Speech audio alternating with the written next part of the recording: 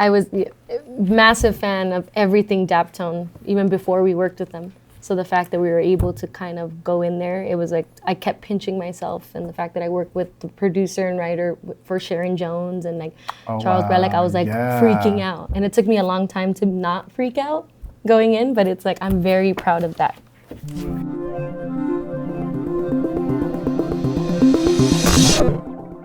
Hola, ¿qué tal? And welcome to another edition of our Bilingual Sounds session. And today I am super happy to welcome back the Altons, who are just fresh off of their brand new album released off of Daptone Records. Here is The Heartache in Room 14, just released.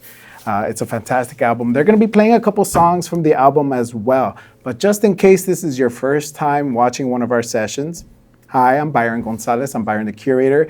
I am a DJ on the SoCal Sound, but also I'm the program director of Bilingual Sounds HD3. We're a public radio station here in Southern California. You can stream us online at bilingualsounds.org. And as a public radio station, we really do count on our audience and members to continue supporting. So thank you for your support. And you can continue supporting us by giving us a subscribe down below. You can like this video, or leave us a comment down below as well. Maybe you can comment your favorite emoji or comment one of your favorite songs from this session. And now I'm super happy to welcome back and to talk with Adriana and Brian from the Altons. What's up, guys? Hey, How's it going, thank you for having us. Thank you for having us again. Yeah, wow, it's been quite a while, but I keep seeing you around in real life.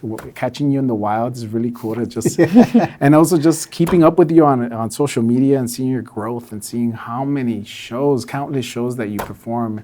But I don't think I know you yet. I do have some clarifying questions. All right, I want to know, when you guys were growing up, what was like an album you could not stop listening to? Ooh. Damn. All right. My very first album that I ever got was the Red Hot Chili Peppers' Californication. So I could not put that one down. And then Nevermind from Nirvana and the Unplugged were on my CD player constantly. Oh, that's cool. Yeah. Yeah, the Nirvana Unplugged one was a big one for me. But when I was younger than that, I really liked Selena. So like anything that Selena. Anything for her. Anything for her and everything from her, I was about. That's awesome. Yeah. So I know with your first album, it was a little bit more indie rock, and now it's more soulful. What do you think is the gateway to the soul world that was for you guys and that decision? Honestly, I feel like we've always been real big fans of soul, and like a lot of the first, like the In the Meantime was definitely inspired by soul. Like a lot of the songs were definitely soul inspired. I feel like that was kind of a glue for us because we all did love it. And it's like kind of like getting that to translate through our lens, like the Altons lens is kind of what made it indie rock. And then we kind of slowly started like tweaking it. And now we're here. Yeah. It's like, I feel like it's been a progression. Sorry to cut you off. No. That's what I was going to say too. But it was always, it was like, I think the big factor too is just like the community, like the soul community and like the Chicano community and like people around town. It was like we were doing the indie rock. We thought we were like indie rock band, but we never got the call to go do we never got the call to go play with like all the other indie bands, and we never got the audience. But when like the whole pandemic happened and everything, like we started doing the stuff with Gabe, and it was like the people that were really into vinyl, really into soul and a bunch of old stuff, like really identified with In the Meantime, and they were like, "Oh, this is soulful. This is like soul." Wow. We're like, "Yeah, that's what we felt like. That's what we're trying to do." Yeah, it's like soul in a different font.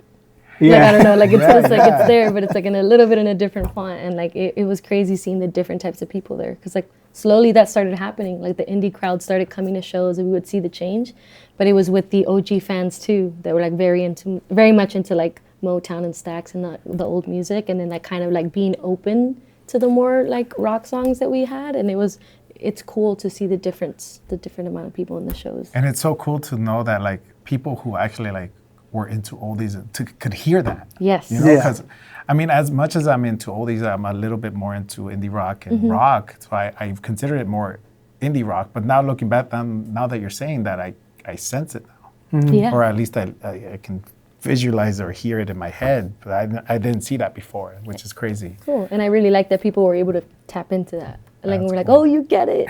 So it's like, it's cool that people are coming to the shows and like talking to us after, because we always stay after. And like we meet a bunch of people that come to the shows, and like hearing their takes on the music is very inspiring and very cool, because you feel seen. You Yeah. feel like you get it, you know? And that's cool. Now, what's one of those bands for you that did that for you in your career, or like early life, that made you want to pursue this as a career, as a aspiration, or as a thing that you're like, I'm gonna dedicate my life to this? For me, it was Nirvana. Oh, really? Yeah, so it was always Nirvana. Like I always had, it's like I clearly remember like I was like in 3rd or 4th grade, and I was listening to Nirvana, and I always had this like at the time, the only thing I had as a reference as to like performing was like at my school auditorium, like during like an assembly or something. They would have performances. Oh. So I always imagined myself like playing and singing in front of like the auditorium. I never did it. Oh. Like it wasn't until I got way older where I started playing in front of people. But every time I listened to music, I always had that image of just like performing it live. Interesting. I did do it. So when I was in elementary school, I did a bunch of talent shows, and I was like singing like ballads, like Celine Dion and things like that. But like I was into performing. I really liked it, and I kind of put it down and picked it back up like later in high school. But I'm like into like a lot of rock and like alternative rock, and obviously the soul music too. But like a big band for me is Radiohead, and like they're one of the ones that, if they're not weirdos or anything, but like there's just like Creeps, some would say. they have evolved. Like each album could be like a whole nother band, and I think it's really cool to watch them grow. And I'm just like a huge fan, and I've seen them multiple times through different stages, and like I think they're a big band for me. That it's kind of like it's possible. Like you could do it. If people get it, they get it, and it's like I feel like I get them, and who else doesn't, right? Like they're huge. Yeah. But I feel like if they're able to change and evolve in front of people that are diehard about a certain era of them, I feel like that's brave and it's cool. Yeah, it's hard. It's kind of scary, I would think, because even when I hear somebody change, you're like, what's going on here? Yeah. When I heard you guys change, I was like, let's see this out. And now you have a full album of that type of music, and I'm here for it. Cool. I'm glad. And I'm sure that's gonna happen. Like some people are afraid of change, and that's okay. I get it. Yeah. But like also, if you pay attention, it's not that much different. No. It's growing up. Well, let's hear some of that. I think you recorded Your Light. Let's get into Your Light right now, and then we'll get back into talking some more about this album, which is fantastic. So let's get into it. We got the Altons right now. They're in there.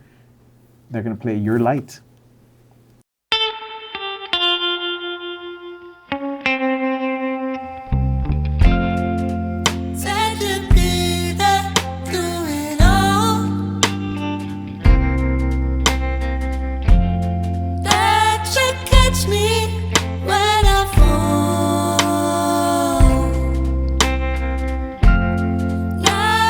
Nothing but an empty home.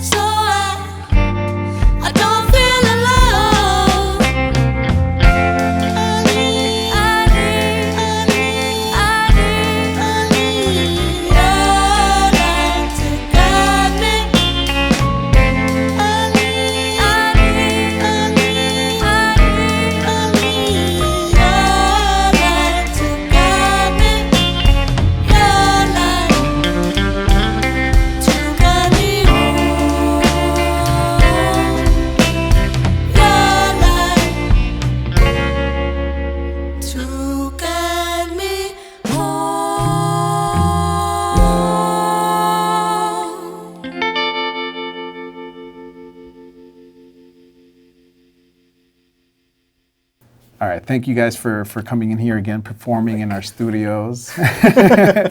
That's chair's fun, huh? Yeah. I just spawned back here. Yeah, that was my spawning move. It's movie magic. Yeah. It's movie magic. But yeah, this new sound, this new album is fantastic. Can I ask you guys to hold this for a second and tell me what you feel just from holding it, from looking at it, from knowing everything you've been through to come to today? We're cute.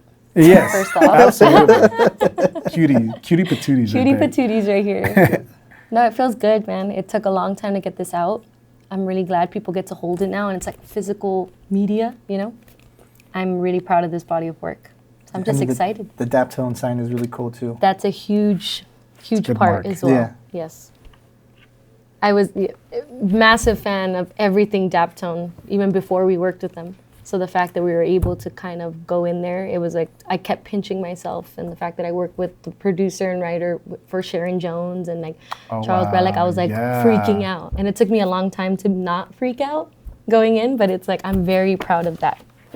Yeah, you definitely guys look badass in this one, and I think it's like a long evolution as well. What would you say from these songs, from these 10 songs, which one had the most like tweaking, the most like, oh, we just couldn't get it down, and then finally came together? I would say Where Did You Go definitely went through some tweaking. Yeah, definitely. I think that one we have a whole different version recorded of it. And really? It just didn't feel right. So we went back and we redid the music for it, which was, I think, one of the best experiences of working with Gabe and just kind of working in the way he works and at Penrose. It's just like we were fortunate enough to have time to do things. It's like we go in there, we record it, we spend days on it. You know, if it doesn't come out great, it's like we go back, it's like something's not right about it. So what can we do? Well, let's redo it. So we just went back, worked it out. The music is completely different from where we had it the first time around. So we had the liberty to just kind of go back and forth, try new things. And which one, now the opposite to that question, which one of these came out the easiest? You know what I mean? Sometimes it's just you record it in one take and you're like, oh, that was, all right, let's get on to the next song. Damn, one take. It happens. Sometimes. Which one came out the fastest? I think, I don't know, weirdly I want to say Del Cielo. I want to say that one too. Yeah. Because we had already been playing that one live, and it's already gone through like different evolutions. But then we finally settled on one, and we all agreed on it. So doing it felt pretty good. And then to have this as a 1 out of 2 Spanish songs in this album, and I think what you're saying in the first album, you had one song in Spanish, but like that's it. And then now you're like exploring it a little bit. Now with these 2 songs that you have in Spanish, did you write them in Spanish or did you have to translate them into Spanish? They were written in Spanish. Yeah. Oh, really They're cool. definitely written in Spanish. Mm-hmm. Yeah, I think especially with those 2 songs, just going back to what we were talking about like the evolution of the kind of the sound. It's like with the first album being kind of indie rock and this one being a little more soul.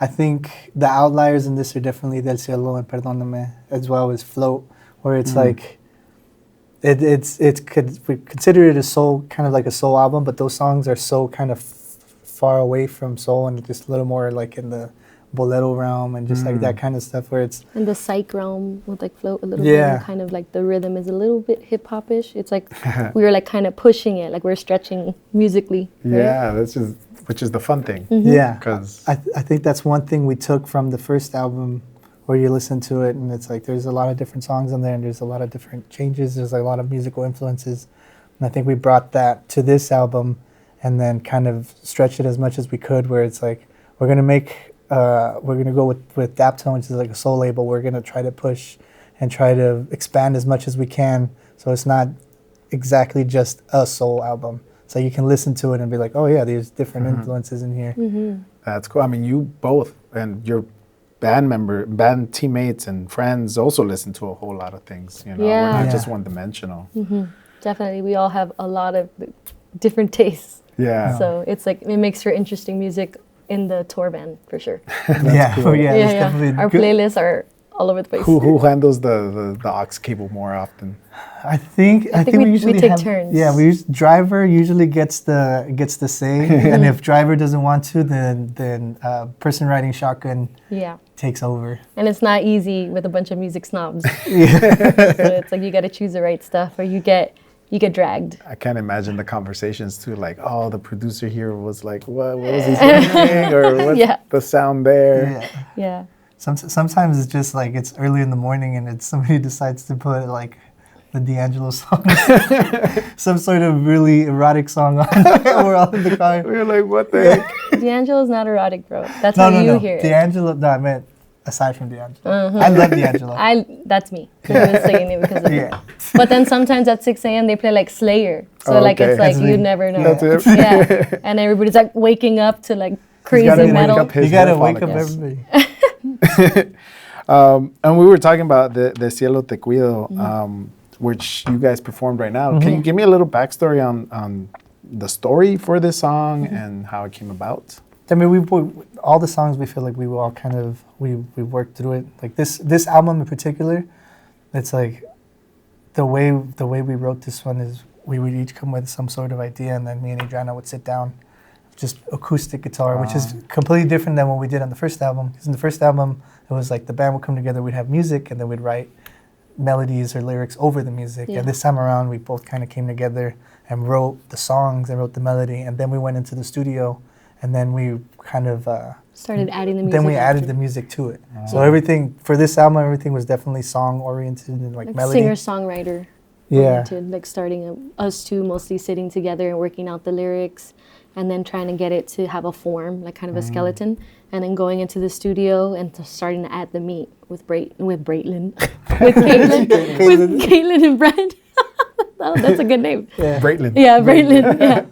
And then like starting to add that and like working out different ways of how it could work, and like doing that together in the room is like it's like pretty electric. So it was a different way of writing, but to answer your question, the story is just kind of like was like listening to all the boleros that we grew up listening to, and just kind of listening to the stories and just like just like the metaphors and like all the way Spanish music is written is a lot. I feel like it's really beautiful lyrically, and it's like some things that you can say in Spanish that might seem cheesy in English. And then it's like it was fun to explore kind of just like that whole vibe.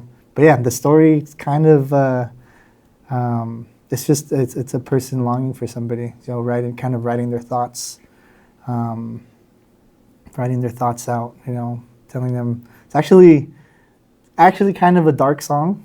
Yeah, because you're dead already, I guess, right? That's how I take it. Like, you're actually the first one. You're actually the first one to actually get that. But it's somebody kind of talking out loud, and at the end, he's asking God to forgive him because he doesn't want to, you know, he doesn't want to feel that way anymore. That's interesting. Yeah. Wow. Well, then let's hear it in full force. Let's get into the session. Here's the Altons with their Spanish track, Del Cielo Te Cuido, from the heavens I take care of you.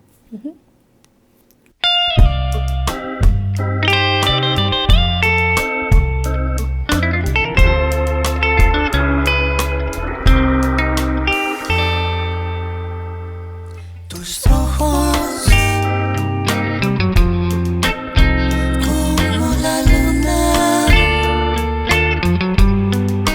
noche y día,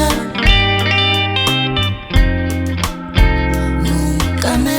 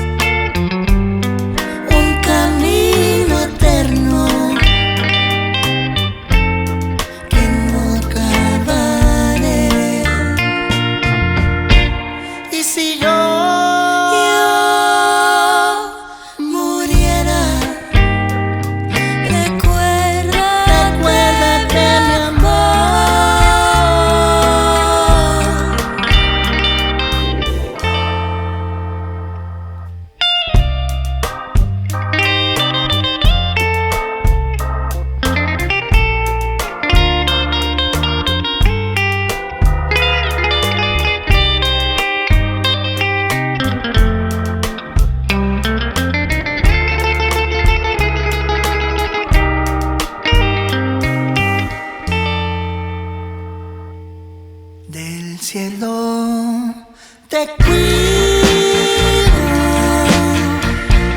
en el viento estaré, sueños de andar contigo, corazón estoy herido.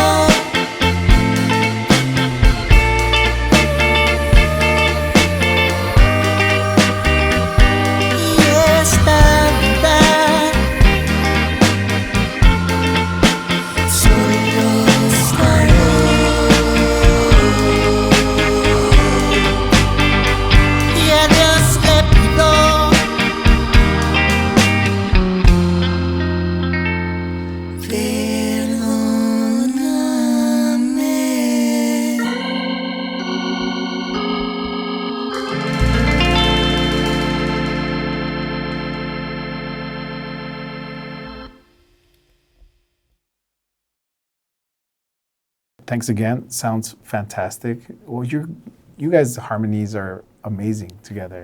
Thank you. I know you started out singing, but you didn't. No, I didn't. It came out of a necessity. It did, yes. Did you have to take, from the first time you had to just like sing it because out of a necessity, because you couldn't find a singer, to now, did you take any lessons from there, or is it just from all the practice that you've done because of the gigging that you've been doing? I like to think I took lessons from her Oh, cool. and from Joe and just like the people that we've been touring around. So I get to see how everybody approaches it, like what they do beforehand.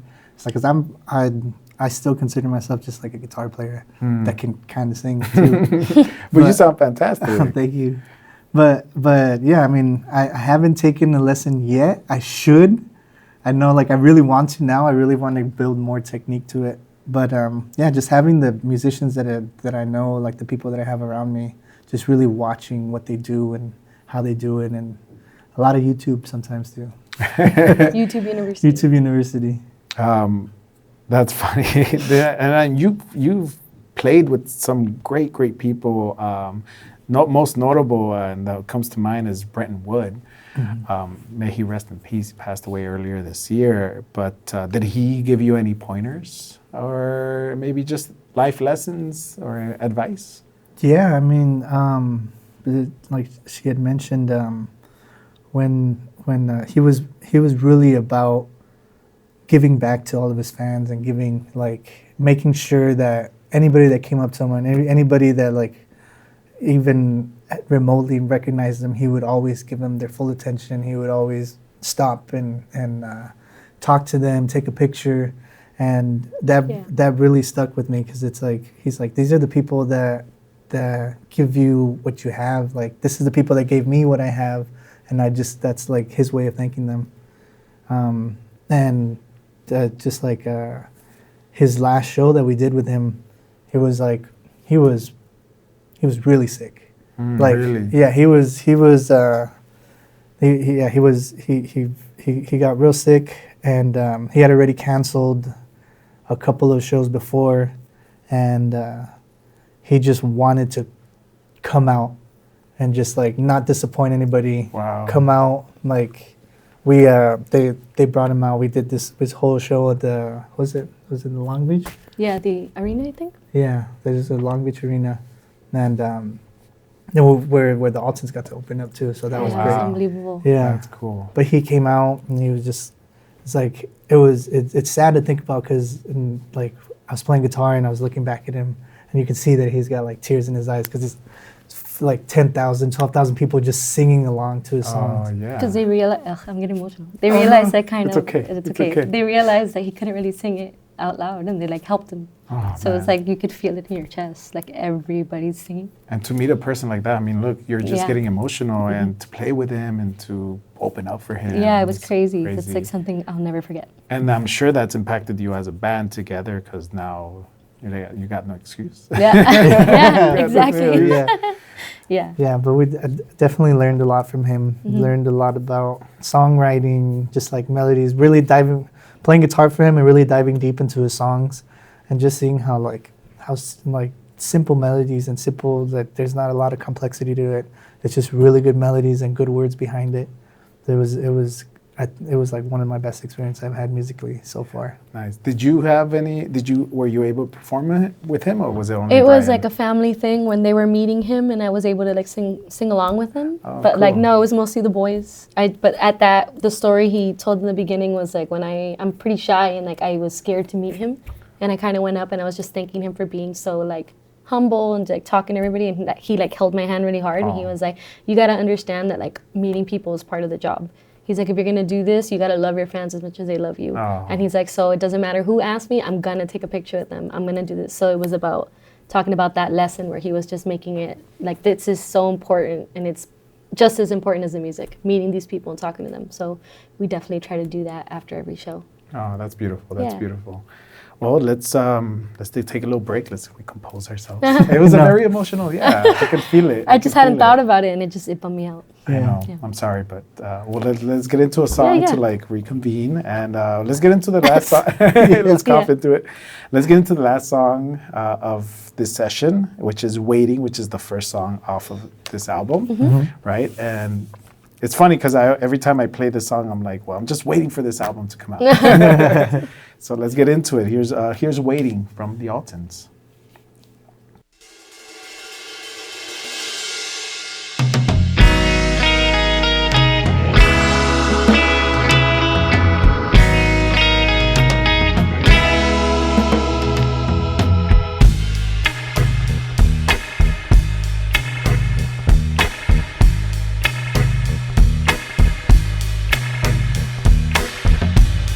The way you wear your hair,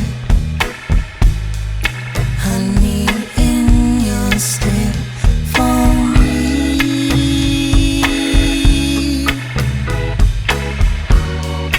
Ain't no mind to what those other men say. You were played a fool when they look your way. Oh, I'll be waiting, waiting, won't stop waiting for you. You got me running, running. Don't you know that I love you? I do.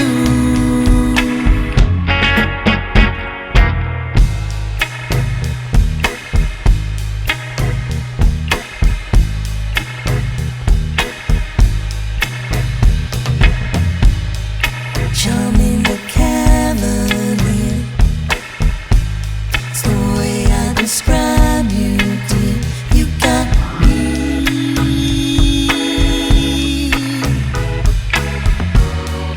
Pay no mind to what the other girls say. You broke the rule when you ask me to stay, 'cause I'll be waiting, waiting, won't stop waiting for you. You got me running, running. Don't you know that I love you? I do.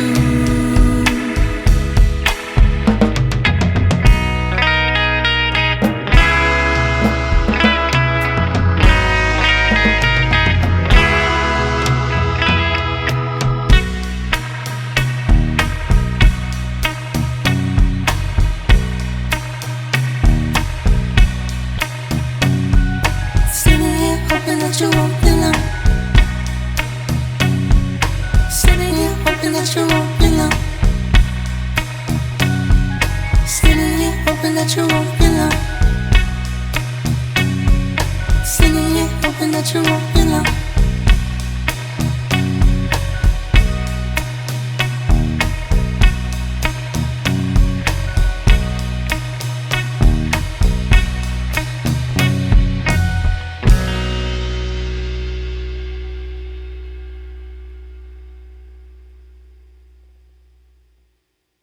You just heard "Waiting" from the new album Heartache in Room 14. It's the first one off the album.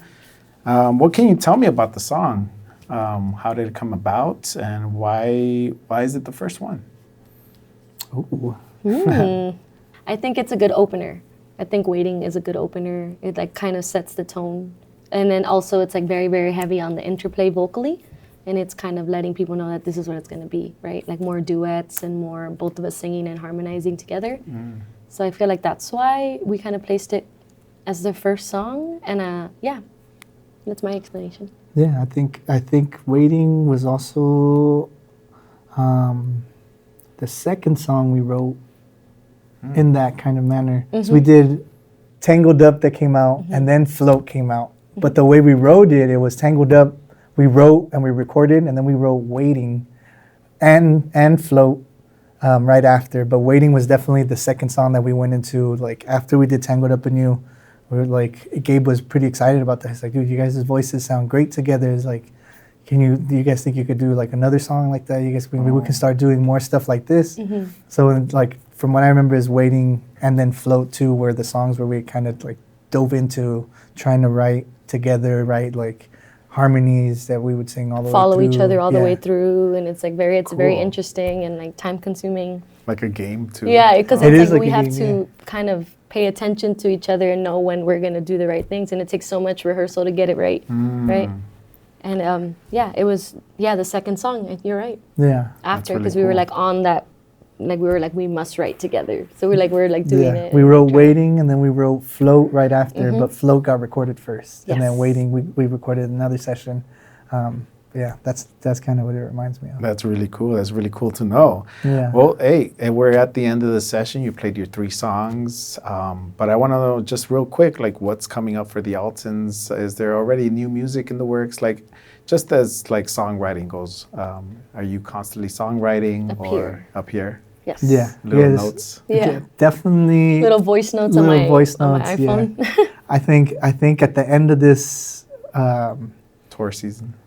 the tour season, but at the end of this album, when we finished the last sessions last year, we kind of got into this groove of like, damn, I wish we had more time, because we're getting into this groove of songwriting, and like we're figuring out we started really connecting on how to do the harmonies and how to just exploring different types of like songwriting and stuff. So we really got into it, and it was a bummer that it was like, all right, this is the last week of recording.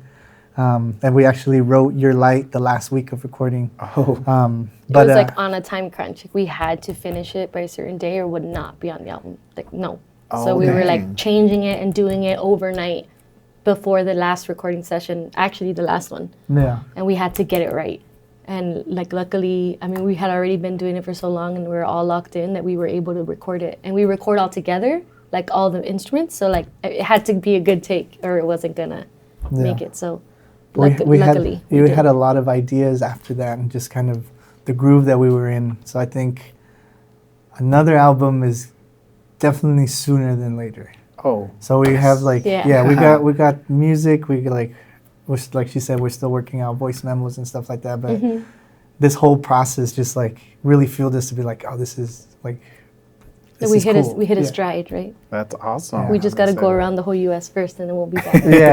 Just a few bunch of dates. Hopefully, there's not another pandemic before we come back here.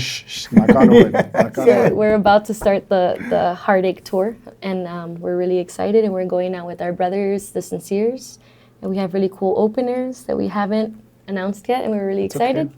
But we're stoked. Can we announce them? Are we allowed to? I think this today, this right? session will be today. Out. Yeah. Oh, okay. So then we're going out with the Charities. We're going out with the Charities for the West Coast. They're doing most of the dates with us. The MKs. They're doing one of the Belasco shows. There's a new band that you guys should check out. They're really tight. Yeah, our the guy that helped engineer this, Anthony Massino, plays in the amazing band called the MKs. And they're opening up the Friday show at the Belasco. And the East Coast, we're going out with a band called Parlor Greens, which is who everyone should know.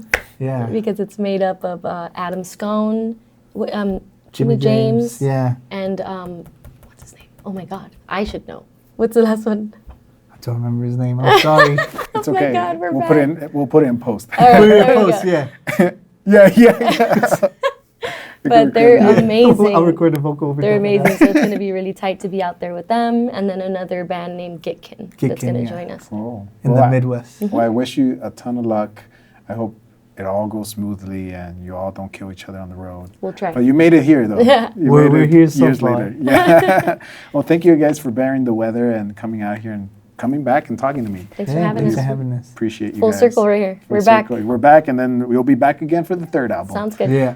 Well, there we go. We got Adriana and Brian of the Altons. Go grab their vinyl. Available everywhere. There's a black vinyl, and then there's like a...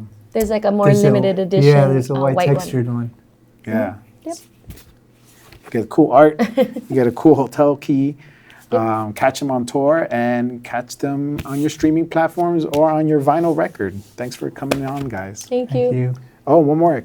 Thanks to Caitlin and Chris and what's the keyboard player? name? Eliza. Eliza and Joey, if you're watching. Thanks. Miss you. Joe's in Mexico. Yes, Oh, he's busy. damn, that's He's in the motherland. He's going back to the roots. He's Yes. going back to his. He's got a gig out there. Oh, that's cool. Yeah. Well, thank you guys again. I appreciate you guys. Thank you. a lot. Yeah. Thanks, man.